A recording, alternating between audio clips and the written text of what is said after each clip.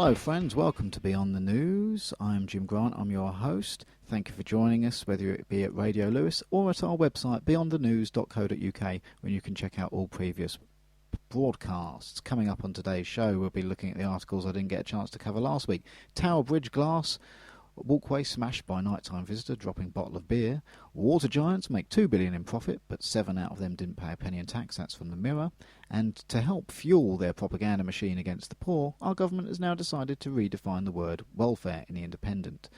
And 882 million tax rebate from Australia for Rupert Murdoch. All of this, of course, covers money. And we're going to be looking more later on in the show at the House of Commons debate on the money creation. But first of all, we're going to go to our guest, and we're going to finish off our chat with Mr. Roger Hayes about the creation of money and the solutions to that problem, and also about the current paedophile scandal engulfing Westminster. Roger, can you hear me okay? Yes, I can. Hello. How are you doing? You okay? Yep, I'm doing well. Marvellous. Okay, so we finished our interview last week off with talking about money creations and your solutions to it. People at home saying, okay, Roger, I understand fractional reserve banking system as it's being used at the moment is very bad. Apart from joining up to the British Constitution group at bcgroup.org.uk, what else can I do, Roger? What's your answer to those people listening to the show right now? Well, the solution rests with community banking, and community banking requires individuals join up with a small group of people who can actually start looking at setting up an alternative monetary system in their local area, or at least an alternative banking system in the local area. Where that starts is if people go to the Lawful Bank website, lawfulbank.com, and if they go to the top of the page and click on what's called Pages, that will take them to a list of postcodes. In the second search box, they simply type in GB and the first 2 letters of their postcodes, and they will find their local postcodes. Join that area, and what we're trying to do is trying to get people to identify each other within the local community. Those are some people that you can talk with the idea of setting up a local branch. Then you can talk to us, and we can tell you what you need to do to actually establish a working branch of an alternative monetary system. The details of that, how it will work, will be presented on the eRed Group website in the weeks ahead. So they will then have all of the knowledge, because it starts with knowledge and education and then putting something in place. What we'll then demonstrate is how an alternative monetary system can work, varied how the present monetary system works. When people understand how it can work versus how it is working, they'll realize that the present system is designed to feed wealth and profits to minority at the expense of the majority, whereas the way it should work is that the wealth should gravitate towards the workers, the people who work hard and are industrious, and obviously not to the people who are just running the banking system. So the process is about education more than anything else. Go online and literally type in about banking, and you will learn a great deal from the lectures at the House of Commons. On the 20th of November, you'll learn a great deal from there. But it is about understanding, it is about educating yourself, and hopefully spreading the word. Yeah, I would say to any listeners that are new to the show, go to my website, beyondthenews.co.uk, and you'll be able to see the link, Michael Meach's Historic Debate. Also, put in to YouTube, go and watch films and documentaries like The Money Masters and The Secrets of Oz and things like that. I take it you've seen these documentaries, Roger. They've got a vast idea. I know that we might not all agree on solutions for those documentaries, but they'll give you a pretty good idea of the corruption and as it's been introduced throughout the centuries. And this is a very old system run by some very old networks and those kind of things. What do you think of those documentaries, Roger? Well, I think what you're just saying is that you say we don't agree on solutions. Well, actually, most of us do agree largely on solutions. We certainly agree on one thing, that the monetary system has to be changed. Yes. The present monetary system is bankrupting the world. Around the world, people, nations are in debt. And if we take our own liabilities in terms of the unfunded pensions, the decommissioning of nuclear power and all those other things, our government owes something like £3.5 to £4 trillion. Not payable in our lifetime, not payable in our children's lifetime, not payable in our children's lifetime. It's unbelievable. If we change the monetary system, we actually would divert the profits that are going, the massive profits that are going to the banking fraternity, that would be diverted to, if you like, our government, and that would pay down the debt. We could change our lives very dramatically by literally changing the monetary system. I agree with every word you've said. It's just that those documentaries, some of them advocate a gold-backed currency, some of them will lean towards tally sticks. Some say don't have fractional reserve banking, have a deposit only. So I'm talking about there are different ideas out there, but a general. I think everyone now agrees on the problem, and that's right. You're absolutely right. It's the first step is education and understanding, and get a nice variety of documentaries to understand how this system works. And it is exactly how Roger described. It does benefit the very few, and I believe it was set up to do that, and it's been run by that for a very long time. And I don't believe that it's a coincidence that this hasn't been brought up in Parliament in something like 120 years. There is some 170 years. 170 years, my mistake. Yes, we're dealing with very old networks here, aren't we, Roger? And yes. Of course, we're dealing with very old networks that like to do things in small groups, and they've kept this monetary supply to benefit their own needs. But that's not all that some of these banking politician groups have been meeting up and doing, according to some of the articles that have been coming out in the news recently as well. Last week we touched upon the paedophile scandal engulfing Westminster. What are your comments on that, sir?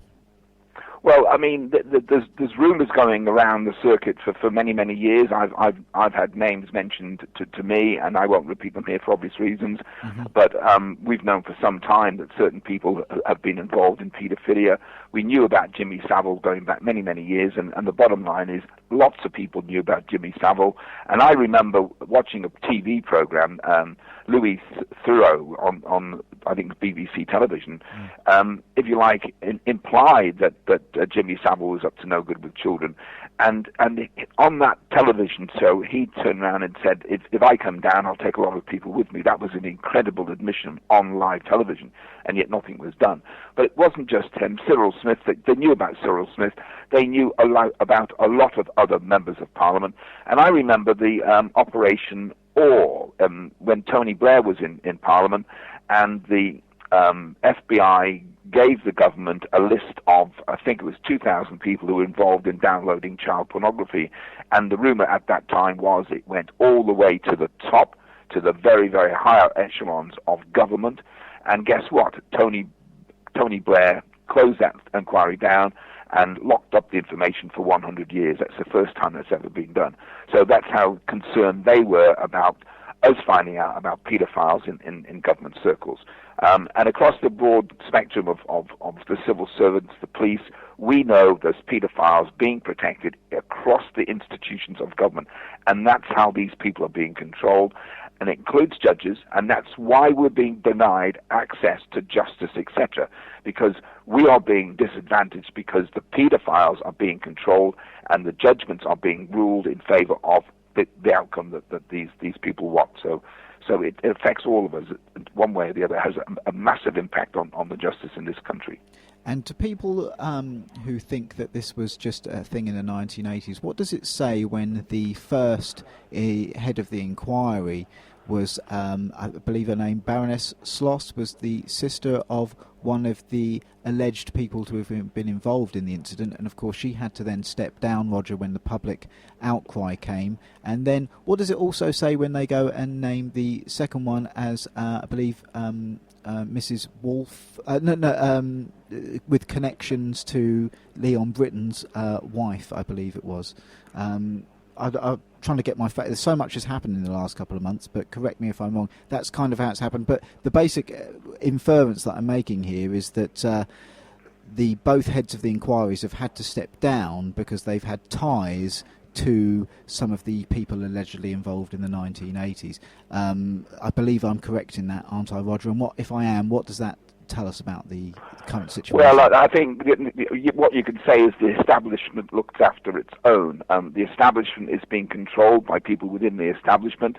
The paedophiles are known, they're being controlled, and when they're being exposed, they have to protect them, because that's how they protect their control mechanism. So these two judges who were nominated were part of the institution. They should never have been nominated, but who nominated them knew exactly what they were doing, and they were trying to prevent the information leaking out. They thought they'd get away with it. They can't get away with it anymore, because the internet is far too important a tool to actually close these things down. Now, the issue was, of course, about Leon Britton, who, for some unknown reason, managed to close down inquiries about paedophilia in these offices.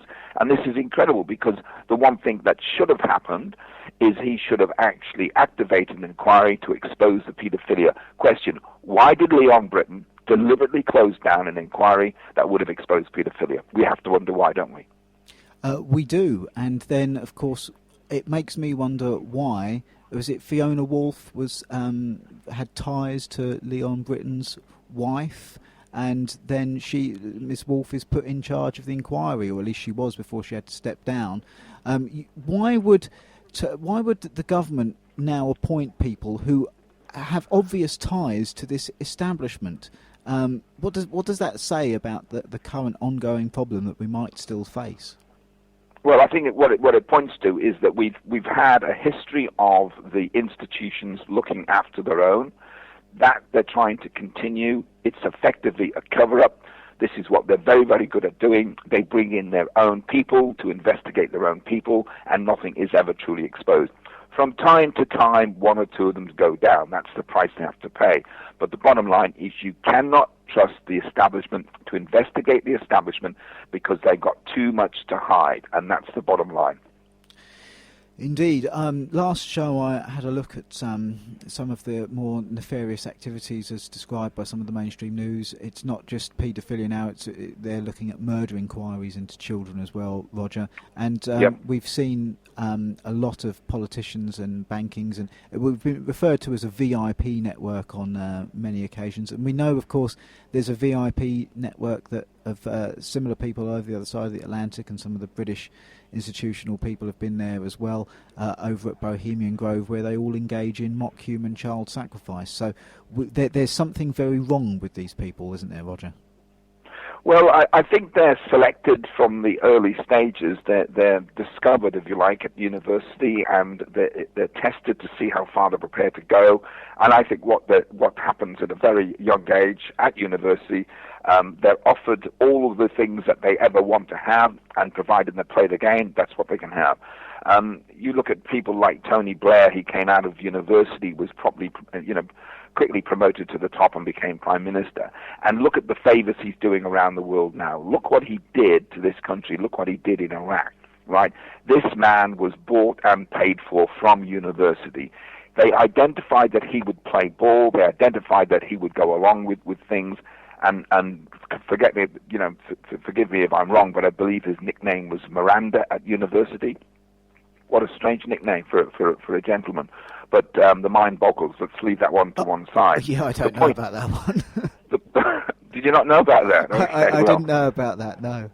Yeah, well, type Miranda on the YouTube, and you'll find the information there, I'm sure. But the point is, we hear all these rumors, but we're never party to the facts. There was rumors about Edward Heath and what he was up to on his boats. I do remember a woman I spoke to telling me that when she was shown around 10 Downing Street, that Derek Thatcher was explaining they had to take all the photographs off the walls when Edward Heath left, because most of them were about Smalley boys. So once again, you had a flavour of what the Prime Minister, the bachelor Edward Heath, was possibly about during his lifetime. Okay. So there's lots of these things that we've heard about. There's lots of rumours. There's lots of information that you put two and two together, and guess what? You do come up with four. We do know there's paedophiles in the House of Commons. The question is, why are they in the House of Commons? Why is it they're not actually being exposed? Why are they being protected? And the answer is, of course, is because when you've got something on somebody, you can make sure that they're going to vote the way you want them to vote. So the control tool is there. Maybe that's why we haven't discussed money in the House of Commons for the last 170 years. Maybe there's too many in there with too many skeletons in the closet. Absolutely. And what does it say that a lot of this VIP network involved in banking and government and the military-industrial complex and war, what does it say when they all go and visit a 40-foot stone giant owl engaged in mock human child sacrifice every year at the Bohemian Club at Bohemian Grove? I mean, yeah, very strange. Very strange.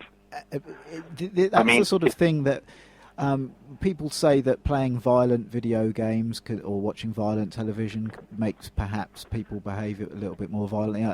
Perhaps, who knows? But definitely when you're involved in a very VIP network and they're engaged in mock human child sacrifice, it shouldn't come as too much of a surprise to learn that some of people involved in a VIP network on this side of the Atlantic are engaged in activities which involve the abuse of children or perhaps even their murder, and of course may be less inclined to, as you say, vote against legislation that produces poverty in all aspects of life, including children, and also voting for wars in which you know that there's probably going to be quite a number of high civilian casualties, including women and children as well, Roger. So this sort of, like you say, the octopus, the dark heart of the octopus has many tentacles that reaches into a variety of things. And when you understand that these people are very strange, very weird, into the occult, and engage in some very nefarious activities, it shouldn't be surprised when this sort of thing comes out.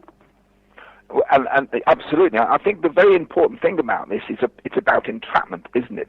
Because if you really, really want to control things to this degree, and this is exactly what's going on, you need to have something on these people. It's not just about cooperating, because when you have if you like, an opportunity to cooperate people, you can fall out with those people and go your own separate way. But when they've got something on you, they control you. So what these people, they induce these people into getting involved in these nefarious activities, and once they're in permanently, because they can be destroyed. They can be destroyed in terms of both their reputations, but also financially. So once they're in, there is no escape. It's the classic mafia thing, isn't it? Once you're in, there's no going out. And from what Hollywood has taught me, in order to become a made man, so to speak, you have to take someone out first. So they've got that dirt on you for the exact reason that you've just described. I want to talk about some of the more positive things. We've come a long way since I've been on the air, back in, I think it was 2011, 2012, something like that. The fact that these things are... I know that we say that there is this group, and it is concerning that they always put the establishment introduces their own people to investigate themselves, and we've also the fact that this stuff is coming out and needs to be investigated is a positive. We've not yet reformed the banking system, but the fact that it's being discussed in Parliament now, no one can call us loony, tinfoil hat conspiracy theorists saying money's created out of nothing. We're getting somewhere, aren't we, Roger? Absolutely, and as I mentioned before, the cat is out of the bag, they can't put it back in. So what's going to happen is the information will grow, the pressure will increase, we've got to have some form of direction. We need to know what we want and why we want it. And I think what we're looking for is a more meaningful economy, one that actually feeds into more people, not just a few. If people understand the way the system is currently being used to if you like, strip us of our individual and national wealth, and that's at the expense of the majority for the benefit of the few, people will start to realize that we need to change the monetary system. So education is the key to all of this, and I'm hoping that people, your listeners, will take a bit of time, go online, go to YouTube. I mean, you can watch so many YouTube videos about the monetary system that you'll learn a lot very quickly. Yeah, and they're available at beyondthenews.co.uk. I tell you what, I've got a writing job now, Roger, as well. So what I might do is I might do a writing article and put about 10 different links in, and just call it "Want to know how the money system works." Put it all in one article or something like that, and then when it's done, I'll perhaps post a link over to you at the British Constitution Group, and then there's a reference, the beginner's guide to how you're being screwed or something like that. We can put that. I'm okay to say that word on radio, by the way. But what we could I don't know whether you've done this already, Roger, but just another idea that pops to mind. You have a large following. I know when you were banged up and I got involved with having words with lots of people on the internet to get you released. You've got a large following. Is there anything that perhaps you could do, I don't know if you've done it already, where you can draft a letter to say to people, OK, download this letter in an email, put your name to it, and send it to your MP demanding that you do attend the next debate on monetary reform, and because they're probably the vast majority of those MPs, some of them probably don't want to be there because they don't want it to be discussed, and there's dirt on them as to why they'll be there. But I would say the vast majority of those MPs are probably just lazy, don't really know what's going on, had a look at the debate and gone, money creation, boring, and just gone out to go and enjoy a round of golf or something like that. Or perhaps they're actually doing good constituency work. It's possible. But so that do you see what I'm getting at? Is there anything that you could perhaps write up and say, right, if you want to do something, listeners, take this email, copy and paste it, and then email it to your local MP, and it says something like, please get involved in the monetary creation debate, and this is what I'd like to see you raised, and put forward your basic alternative idea of banking. Have you done anything like that, or have you thinking about? Well, no, but we have encouraged people to go and actually talk with the members of Parliament, because here's the point: this is the most important subject for centuries, about the issuance of money. The issuance of money, government should issue the nation's money supply for the benefit of the people. At the moment, the banks are issuing the money for the benefit of the bankers. Now, we want to know, of course, why members of Parliament aren't doing anything about it. Now, they're either stupid or bored. I don't believe they're stupid. I believe they have a vested interest in the current system, right? I mean, I'd be bold to say I reckon a lot of members of Parliament have got offshore bank accounts. I think they've been bought off. How could they be so stupid and so ill-informed in today's society when everybody on the internet is talking about alternative monetary systems? How can they not know about it? How is it other colleagues haven't said, have you seen this? Do you know about this? That must have happened. They are being deliberately quiet. The reason they didn't turn up to that important debate is because they didn't want to be seen to be there. They didn't want to be seen knowing. And I've heard members of Parliament say, oh, I'm not very good with money. Nonsense. They know what's going on. They're being deliberately deceitful about what's in it for them. And that's the point I was making. Go to your local member of Parliament, sit down and say, would you support a campaign to issue, for the government to issue its own money, and see what they say. And there is a campaign at the moment, the Bradbury campaign. People can actually go online, type Bradbury campaign, and you can sign up to that campaign as well, which is about the government issuing the nation's own money supply. If our economy would improve dramatically because of a change of the money supply, why won't members of Parliament support it? Answer, because behind the scenes they have got a vested interest. And remember, this paedophilia ring is just one aspect of corruption. Money is probably the bigger one, and therefore some of those MPs must be seen as potentially having been bribed. Oh, I've no doubt that what you say is right, especially at the top levels. Not all of those MPs are going to be, paedophilia is not going to be their thing, but money certainly would be, so you can get them at that angle. But I do honestly think, having a look at a number of the turnout in the MPs' debates, a lot of them just don't really care full stop. So I'm certain what you're saying is accurate at the top level, and there's certain other ones as well. But I'm certain they're just those that are incompetent. I mean, and what you said about how could people not be informed in an age of information. Well, there's still a lot of people who are involved in banking and economics that I know that are interested in that sort of thing, and they look at me in utter disbelief, or have done in the last couple of years when I've explained this to them, and now they're only just starting to come around. So I do think that corruption's a big part of it, but I also think general ignorance could be an explanation for a good few percentage of them as well. But let's talk about real solutions. So step one, get informed, and the best places I would say to my listeners are have a look at documentaries like Secrets of Oz, Money Masters, American Dream.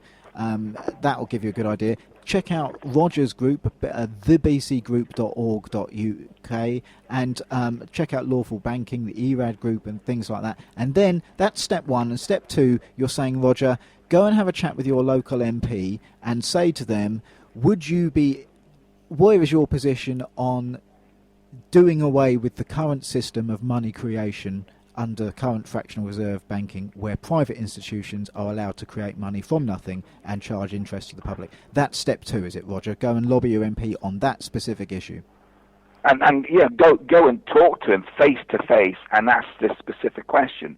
Would he support the idea of the government issuing its own money? That's a simple question.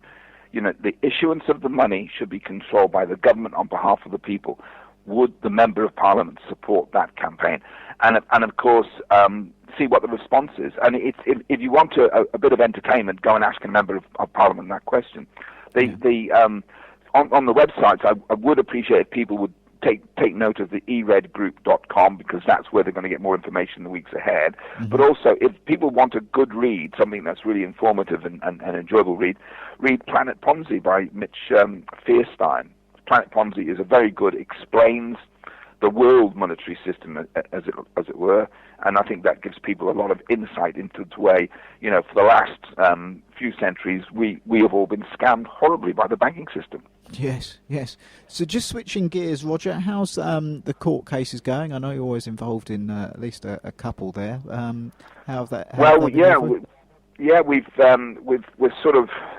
writing to the banks, we're challenging the banks, and we are educating senior managers in the banks about. I mean, I ask a simple question of banks when they're forcing people to try to foreclose on people. I say that the question I want you to ask the bankers is whether or not they're claiming they've lent you money or facilitated credit. That's all we need an answer for, and they won't answer that question because there's a big difference. There's a big difference between lending money and facilitating credit. Credit is new money that's created when you, the borrower, sign a promissory note. Lending money means that money has come from someone else's pool of funds and gone to yours. The banks pretend they lend us money when they don't. All mortgages and all loans are credit. And the banks are literally scamming us when they're pretending that they're lending us money. And that's what we need to close down. So the problem we've got at the moment is people need to understand the difference between lending money and issuing credit. Excellent. This is I'm recording these sort of going out sort of mid-December, and I wanted to do like I'm a big fan of the work of Gerald Celente, and he always uses the phrase, I'm not a forecaster, but I do look at trends. And I wanted to talk just briefly about sort of, you know, in the next 5 minutes perhaps, about trends that we see coming up, you know, not putting timetables to it, but just general trends that we see coming. And I'll talk to you about mine, Roger, and I wanted to get your opinion on some of the things that, thanks to people like you and others, I now consider myself, you know, to be reasonably well informed and be able to make reasonably good predictions of what I see coming down. So I'd like to get your informed opinion on some of my opinions, if that's okay. First of all, things that I see coming down the pipeline, I see a crackdown on internet freedom. It's the obvious big weapon that we have. It's our big power punch. We're having a lot of success with it. Understanding sort of military strategy, you want to take away your opponent's main weapon. Our main weapon is freedom of speech on the internet. I can see them clamping down on that in one of two ways: a false flag cyber attack from goodness knows who, probably kill two birds with one stone and blame it on someone that they want to pick a fight with, like perhaps these ISIS people or Putin perhaps, or just you know, it needs to be done for the children. They need to be, we know that that's always the line that they come out with, while all the meantime that they involve establishment people to look at the crimes of the real crimes that are being done to children. So that's my first sort of trend. What's your take on that? An attack on internet freedom, that's what I see coming down the pipeline. What do you think? Yeah, I think I agree with you. I think the financial terrorism will raise its ugly head. I think that we know that the Chinese have been doing bits. We know that the Russians have been doing bits. We know that the Americans have been. We know everyone's at it, basically. The Israelis, everybody is online hacking and doing things they're not supposed to do. So somewhere down the line, they're going to actually use the excuse of, that the financial system is under threat, and therefore we're going to have to put in restrictions. That's almost guaranteed it's going to happen.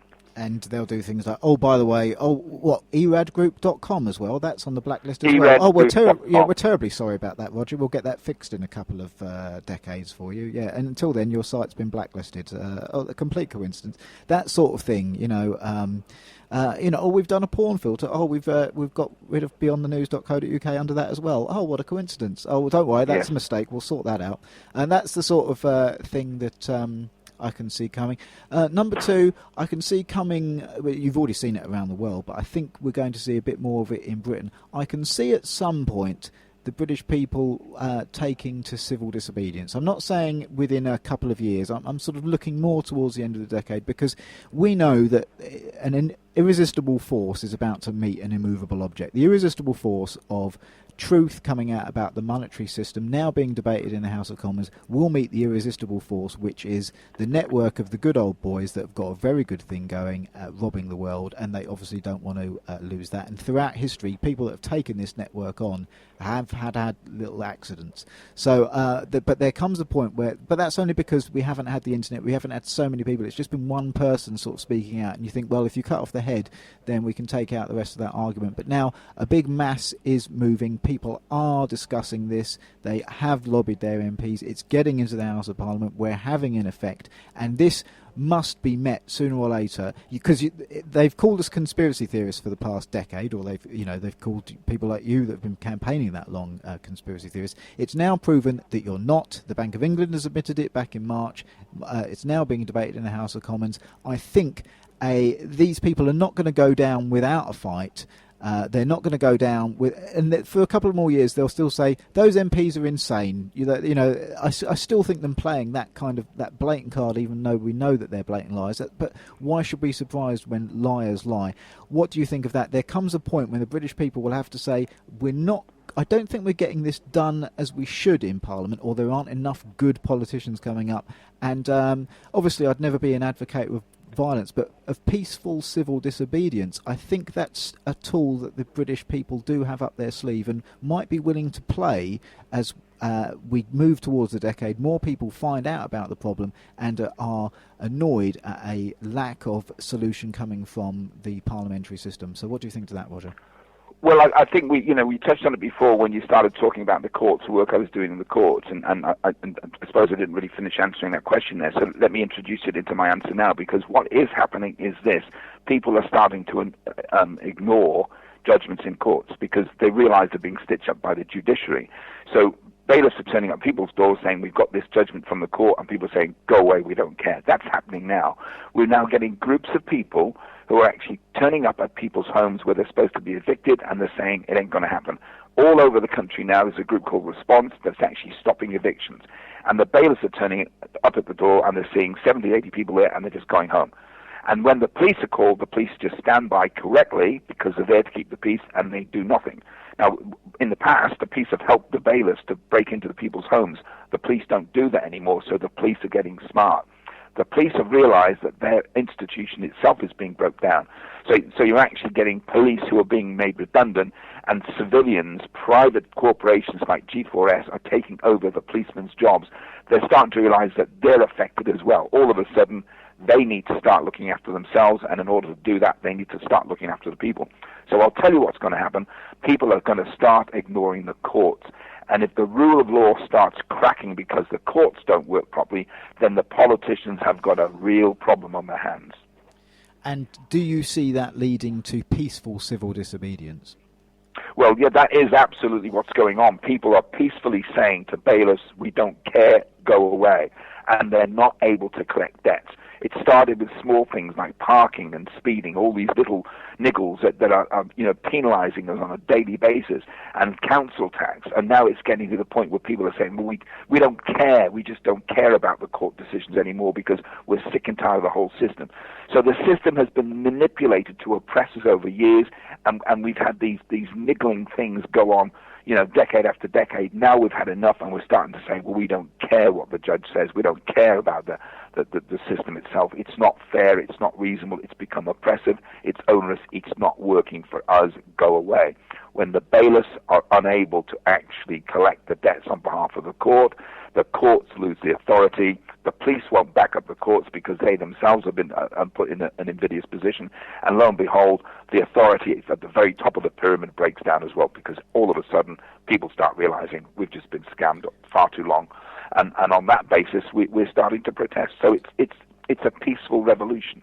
I also think the hypocrisy is now so blatant. For example, that people that run small businesses are harassed by the Inland Revenue in some cases, while at the same time Amazon pays 0.1% tax. Vodafone is got away with not paying billions. You've got Starbucks not paying. We've got all these corporations, and it's so blatant that the corporate structure is like a revolving door with the politicians as well. And then you've got situations where 114 of those paedophile documents dossiers get lost twice. Yes.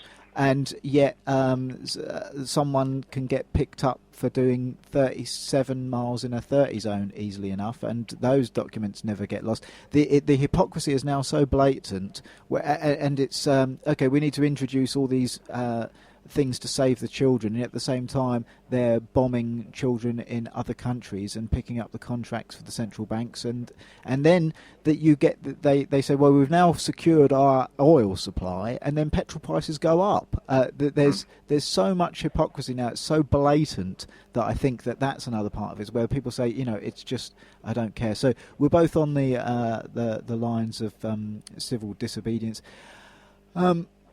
Elections. The election next year, Roger, I think is going to be very interesting, because if the Tories get back in, well, first of all, I think people are starting to understand that the main parties in it are all in it together at the top. But those still left in the current paradigm, Roger, I think for those there, that's going to be an interesting time. And I'm speaking again, those that are still left in the paradigm. If the Tories get back in, it's going to be more people waking up to corruption. If Labour gets back in, they're going to be, all the people that supported Labour are going to be there thinking, oh, I voted for change, and yet the monetary system hasn't seen any reform. The paedophile scandal, they'll name someone else to do it, and that they won't find anything. It will be more of the same, and I think that will wake people up. Just as Obama, George Bush obviously woke a lot of people up with in America, and then you got Obama in, people expecting something so different because he promised so many good things, and then did the exact opposite. And so I think that will be the Labour version, will be Ed Miliband if he gets in. There's no way Clegg's going to get in. He's now been utterly humiliated. UKIP will, I don't even need to talk about Clegg. I mean, he's been crushed to that extent. The Greens, I think, will be interesting, because I like a lot of things that they say, although I'm not down for the whole global warming, let's tax it and give it to Al Gore and the Rothschilds agenda. UKIP, I like the idea of leaving the EU and then giving those millions to the NHS, but instead of the EU. But UKIP want to privatise the NHS, and he's a former banker, so I don't trust him on that regard either. So what's your take on the election and what I've just said there? It's going to be an interesting scenario. Do you see what I mean about what comes in? Either way, whatever happens, I can see the truth movement moving forward and positive impacts coming out of any of those decisions. Because if the Greens get in, they're of all the parties, they're the ones that will be. We're living in interesting times now, because people say, oh, it's a wasted vote if you vote for this, that and the other. It's not so much anymore. We've seen, whatever you think of UKIP, they've turned the whole political system on its head, because they've shown a party can go from nothing to winning now in the space of only a few years, once the public anger at the main parties is focused. So I'm not a UKIP supporter, but I do like what they've I do like the fact that they've thrown a real spanner in the works of the current political system, which I wasn't a big fan of. So what do you make of the whole political situation, Roger? Well, call me a cynic if you like, but I think we're moving beyond politics. I don't think there's anything that any political party can actually do or say to convince me that they're not all bought by the same group. And here's the reason why, okay? If we know that the most important subject is the monetary system, tell me why none of the leaders of the political parties are talking about the monetary system. Tell me why we're talking about everything but And the reason is that they have been instructed not to talk about the monetary system, because every single political party is bought behind the scenes by the banking cartels. They're controlled. So no disrespect to all those people out there who are voting, but you're wasting your time. Nothing will change. Nothing will change until we have a political party that steps out of the jungle there and says, we are campaigning on an alternative monetary system. That will be the first time you will get an honest political party. Until that time, I'm sorry, but they're all a waste of time. That was actually going to be my new point, is that I think for the next election, whatever happens, you're going to get people waking up to that very central idea of the key is central decision. So the trend there, based on that, therefore, ergo, is that perhaps the birth of a political party that takes on the monetary system debate, or the co-opting of an existing political party, if that's possible. A new party leader comes to fruition and says, I'm going to take control of this party now, because we've actually seen not just a disconnect between the MPs and the people, but we're actually seeing a disconnect between the people and some of the MPs and the higher echelons of their party. We've got rebellions in the back. What I'm saying is the backbenchers are almost joining the people now in certain things. We've seen that in the Commons with the monetary supply. So we're going to see a divide even in those own parties between people who are talking about the monetary supply creation in their own parties and those that aren't for whatever vested reason interest. So I see a trend developing, Roger, that either a party will emerge based on the whole idea of money creation, or the co-opting of existing parties by their own backbenchers who are listening to the will of the people and saying, no, I've had enough, I think you're probably a paedophile, I don't like you, I'm going to try and run for leadership campaign, and I think there's going to be a few backbenchers that will at least make a noise, and we'll fire some shots across the bow, and it moves the truth movement forward one way or the other. So as a general trend, what do you think of that? Well, okay. I mean, what you're saying there is that you're hoping that within the party system that some people will come out of the woodworks and actually try and force change within the political structure. Yeah. I don't see it happening, because I think that the controls are so powerful, so established that people will be told to shut up and they'll be bribed. I do believe that a lot of members of parliament are bought off, and I believe because of self-interest. I mean, we look at this expenses scandal. That tells us the type of people these people are. They're prepared to do things for their own benefit when they know it's not right. Okay? These people will do things. They will be bought off because they are that type of individual. That's why they got there in the first place. I believe there's a better chance after the next election of a new party that will come out of the woodworks, and it will be a monetary party. Mm-hmm. So I believe it could potentially storm Parliament. I believe that a new political party might emerge it's not been discredited, and it has one focal point that it wants to get across to the electorate, is that we need an alternative monetary system. With the information that is spreading across the internet, I believe that can have a major impact. I agree too. I think one of those two options is very real, and I look forward to that. So, Roger, going to wrap this interview up now. Is there any sort of closing comments? Or before I do, I'll ask you, is there any... I've named three of my trends there. Basically, a new political party emerging or the co-opting of an old one, civil disobedience and clampdown on the internet. I'll also probably say, with all the truth movement having progress, there's probably a false flag coming down the line, isn't there? But these people have mucked this up so many times in the last sort of few years since 9/11, and we know their tricks. That I'm amazed that they haven't done one already. But they always seem to muck it up, and it doesn't seem to further their agenda. People know that ISIS is just Al Qaeda rebranded, and the West funds Al Qaeda. That's common knowledge in the political and military circles, so that's probably another one that I would suggest. But is there any other trends, any other things in Roger Hayes' crystal ball down the line that you think that humanity or Britain may experience before the end of the decade? Well, I think you've hit most of them on the head there. I think the important ones that you've raised, people's awareness, it means that the old strategies they use to fool us are starting to fail.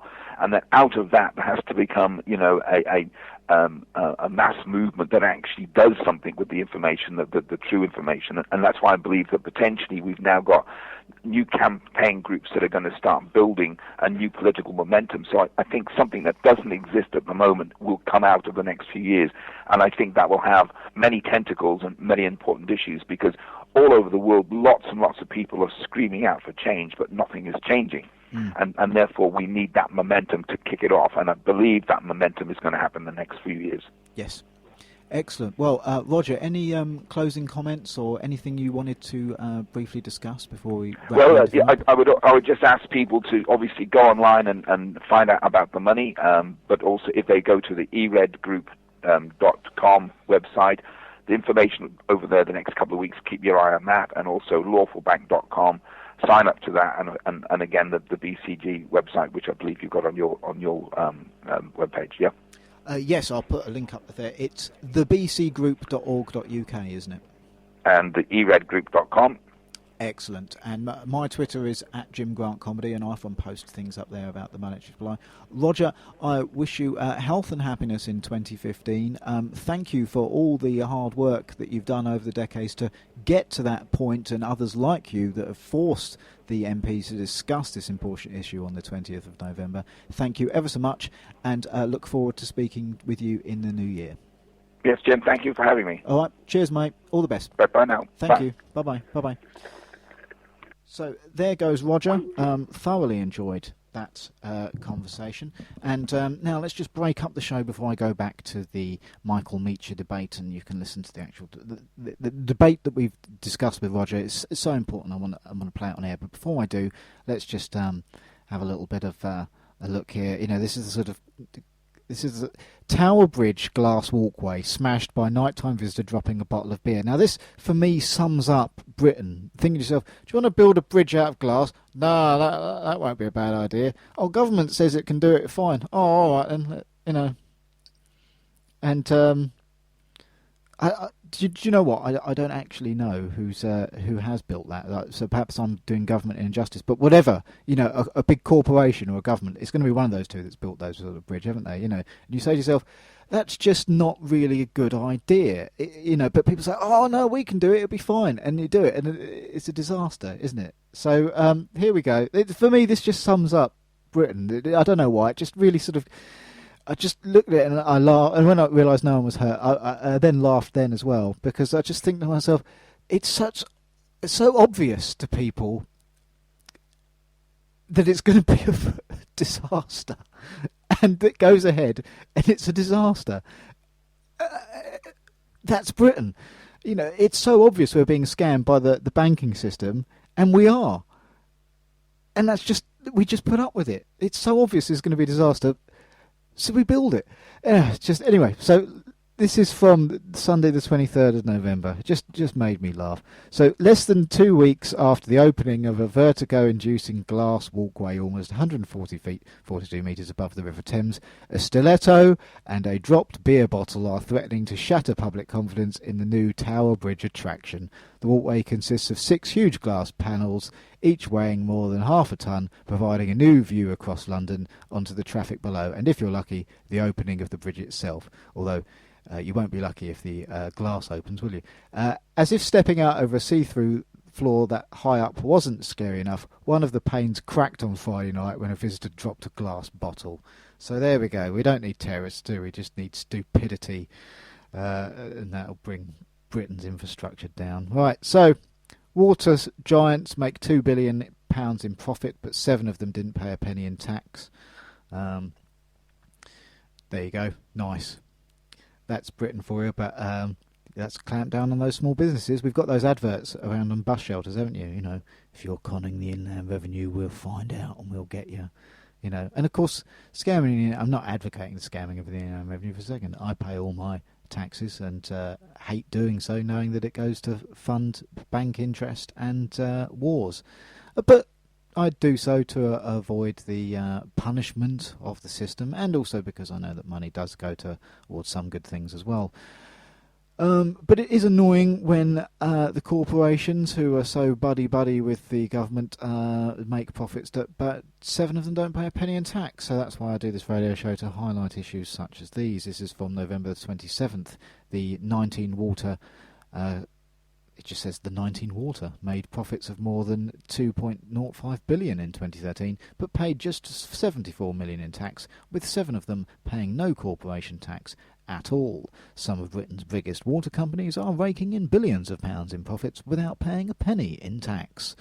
And you can add to that, you've got articles we've covered on this show about other corporations paying very, very, very little or no tax as well. So the 19 water firms made profits of more, 7 of them paid no corporation tax at all. The figures also show the industry is failing to help customers struggling with sky-high bills.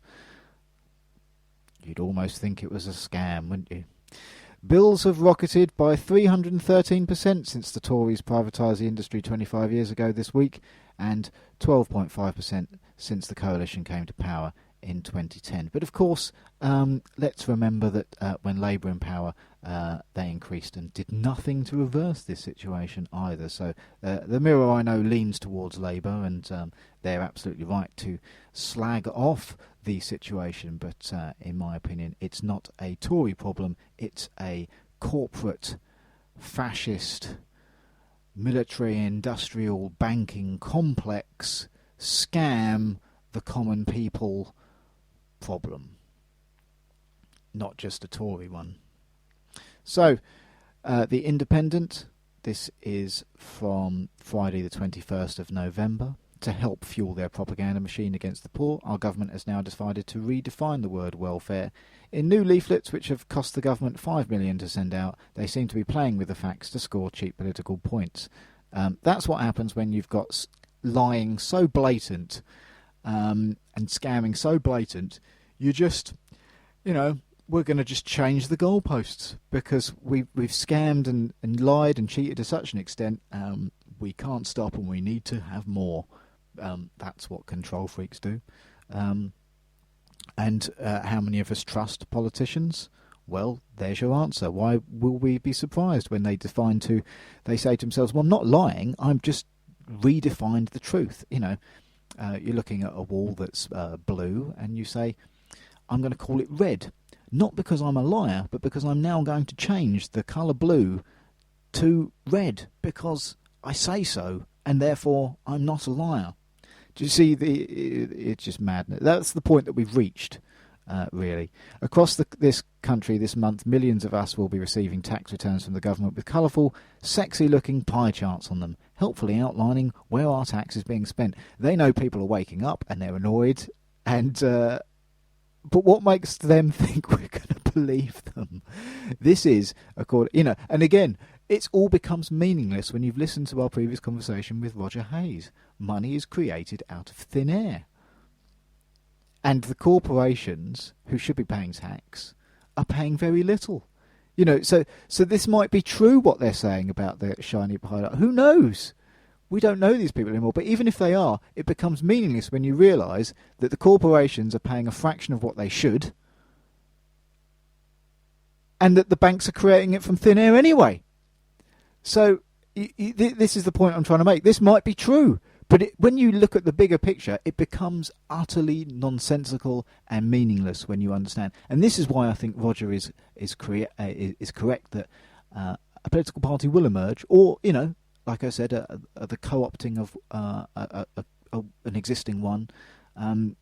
I think one of those two options is inevitable because people realise, well, yes, your pie chart may be all shiny and you may well be correct, but it is utterly meaningless without you taking a look at the bigger picture, which is there's no point clamping down on a small business for £100 when you letting Vodafone off for billions and other such companies. Again, go. You want to know what I'm talking about? Do it for your search. Put into Google Vodafone let off tax bill, and I'm not saying they don't pay anything at all. I'm saying that you've got a number of articles. In fact, why don't I just bring it up and just tell the actual?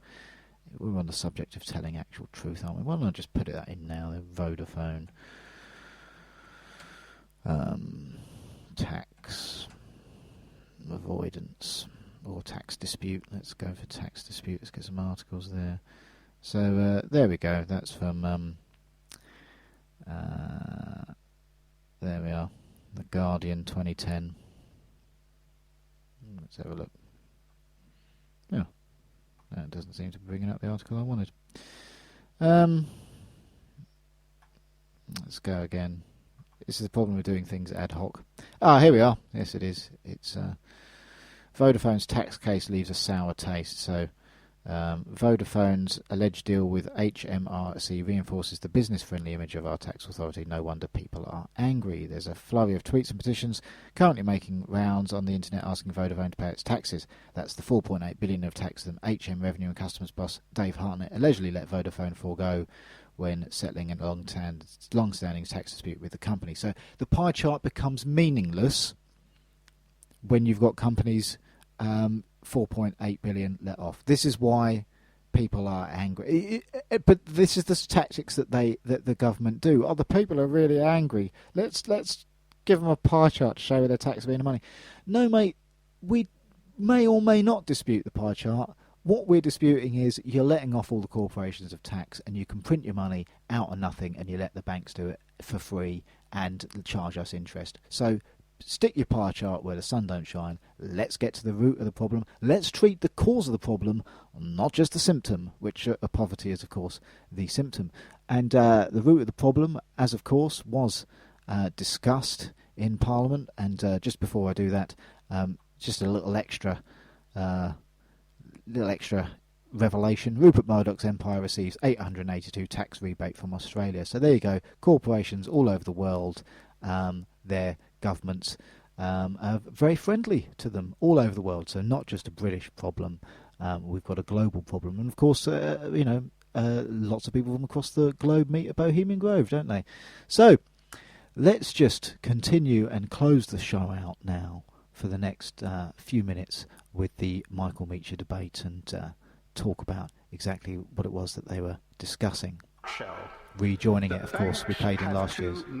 So we rejoin this at the 4:40 mark, having had the previous 4 minutes and 40 seconds being shown on last week's show, which you can catch up at beyondthenews.co.uk. Of the money created has the effect of inflating property prices and therefore pushing up the cost of living. So people borrow more. Now, in a nutshell, the banks have too much power and they have greatly abused it. Firstly, they have been granted enormous privileges since they can create wealth simply by writing an accounting entry on a register. Not a conspiracy theory. Who uses that wealth and for what purpose. And they have used their power of credit creation to hugely favour property and consumption lending over business investment because the returns are higher and more secure, and thus the banks maximise their own interest but not the national interest. Secondly, if they fail to meet their liabilities, they are not penalised.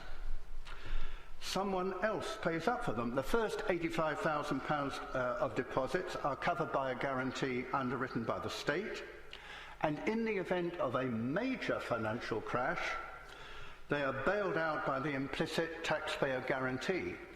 Just let me finish and I'll of course give way. They've been encouraged by this into much more risky, even reckless investment, especially in the case of exotic financial derivatives. It's beginning to queue up, but just let me finish.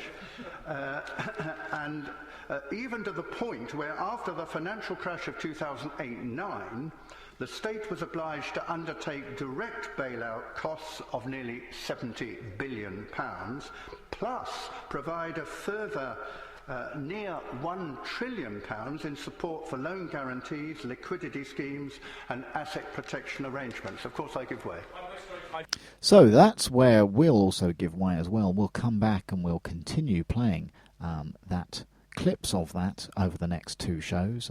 It's a sort of 28-minute debate, and of course there's 28 minutes of listening to the Houses of Parliament can sometimes do your head in a bit, and it's not always the greatest radio. So I'm going to split. I'm splitting it out over 4 shows. So we're now 6 minutes through, but it is so important because everything else ties off the back of this.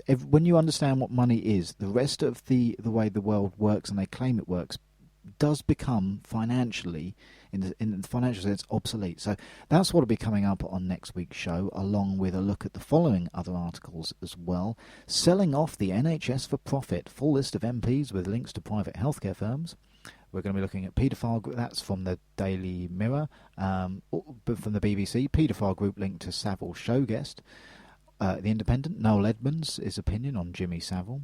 And it was wrong to entirely blame the culture of the BBC. He was deep in with the Royals and Mrs. Thatcher. And, of course, we've been mentioning on this show beforehand the many articles that have tied in Jimmy Savile with the royal family with various degrees. We're going to be also looking at... To us, it's an obscure shift of tax law. To the city, it's the heist of the century. That's from The Guardian.